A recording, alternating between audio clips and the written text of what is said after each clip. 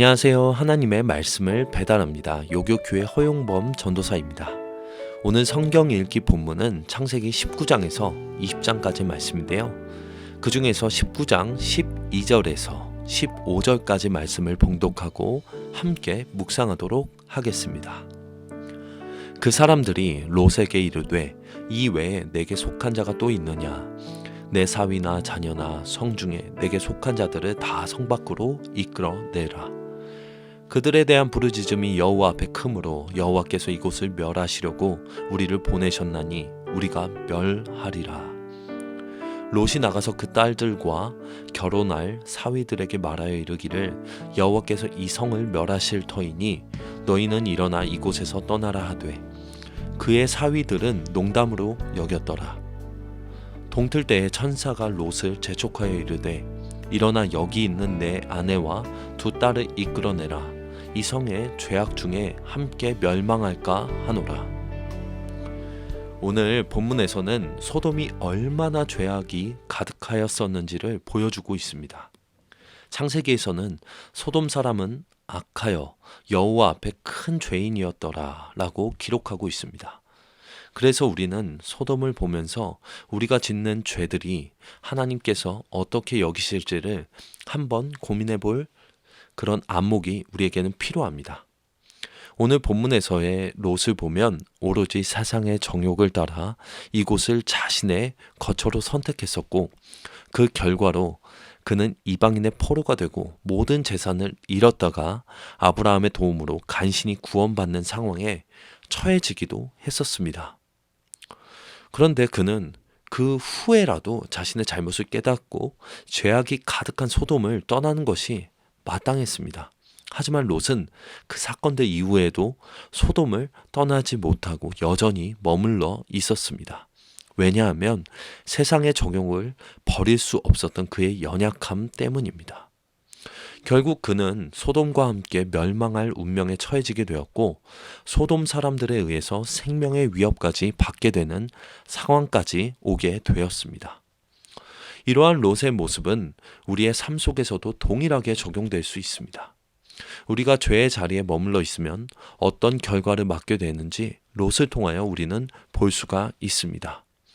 죄의 자리가 당장은 좋아 보일지 몰라도 결국은 우리에게 고통과 파멸을 가져다 줄 수 있다는 것을 우리는 잊지 말아야 합니다. 하지만 롯처럼 죄의 자리에 서 있는 사람들은 자신이 죄의 자리에 서 있다는 것도 욕심이 눈을 멀게 하여서 깨닫지 못하는 경우가 참으로 많습니다. 그래서 우리는 반드시 하나님의 은혜를 구하며 하나님의 말씀을 듣도록 은혜를 구해야 합니다. 그 말씀을 통하여도 깨닫기도 하지만 상황, 환경, 주변의 사람들 등등 여러 곳을 통하여서도 들려올 수 있음을 기억하며 오늘도 하나님의 말씀을 듣는 은혜를 간절히 구하시는 요셉 청년 여러분들이 되시길 간절히 바랍니다. 또한 소돔 사람들은 노소를 막론하고 주변에서 다 모여서 두 천사가 들어간 롯의 집을 애워싸고 두 천사를 자신들에게 달라고 요구했습니다. 즉 어느 특정 연령층이나 특정인이나 모든 소돔 사람들이 천사들을 요구했다는 것입니다. 어떤 사람들만 요구한 게 아니고 소돔 사람들 모두가 요구했다는 것입니다. 이런 사실은 당시 소돔 사람들의 심각한 타락과 전면적인 부패를 적나라하게 보여줍니다. 소돔성은 의인 10명이 없어서 멸망할 정도로 모든 가정, 모든 계층의 사람들이 한결같이 죄에 심각하게 빠져 있었던 것입니다.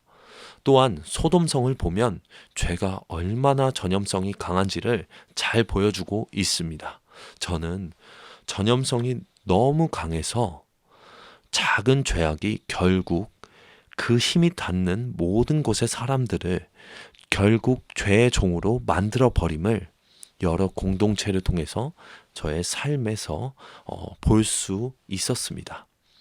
그래서 우리는 항상 말씀을 가까이 하고 죄를 항상 경계하고 자기 자신뿐만이 아니고 신앙 공동체에 발생하는 모든 죄까지도 그것이 아무리 사소한 것이라도 심각하게 여기고 사람들에게 미움을 받더라도 단호하게 척결할 수 있는 지혜로운 용기가 우리 그리스도인들에게는 필요합니다. 극악무도한 소돔 사람들은 두 천사들을 왜 달라고 했냐면 남색하기 위해서, 동성애를 죄를 범하기 위해서 롯에게 요구를 했던 것입니다. 그러자 롯은 자신의 두 딸을 내어주는 조건으로 천사들의 안전 보장을 요구하는 협상안을 제시합니다.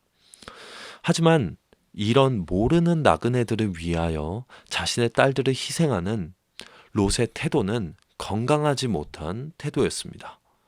남들의 시선을 지나치게 의식한 태도였죠. 왜냐하면 이는 죄를 죄로 막고자 한 세속적인 생각이 있었기 때문이고, 세속적인 생각은 하나님 앞에서 결코 용납될 수 없는 생각이기 때문에 좋은 결과를 낳을 수가 없었습니다. 결국 소돔 사람들은 더욱 분노하여 롯마저 해치려 하는 결과를 만들게 되었습니다.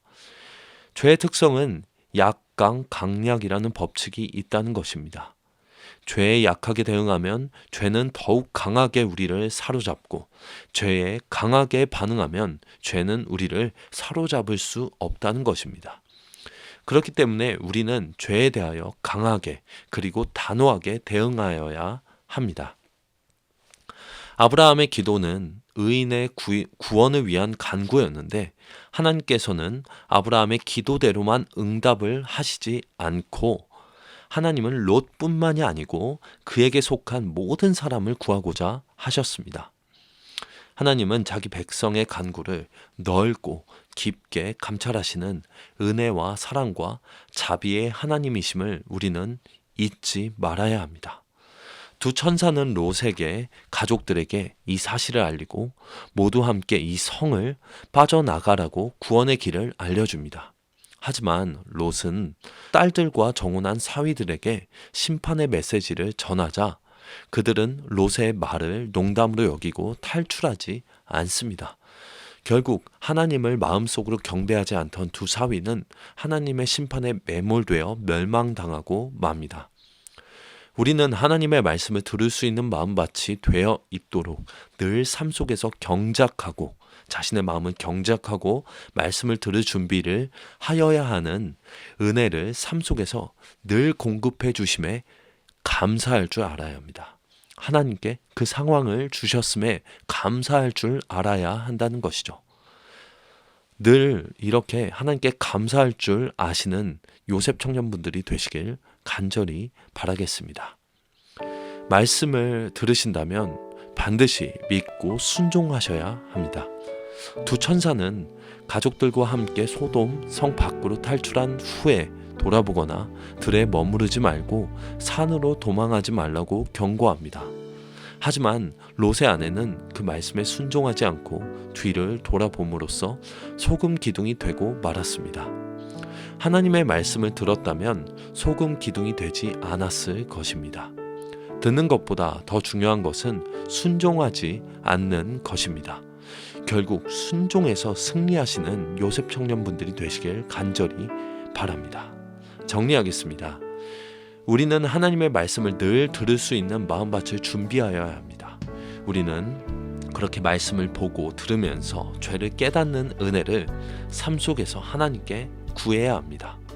그 은혜로 작은 죄라도 무겁게 여기시고 단호하게 죄를 잘라낼 수 있는 용기로 하나님의 말씀에 순종하셔서 오늘 하루도 하나님의 깊은 자비를 경험하시는 저와 요셉 청년분들이 되시길 간절히 바랍니다.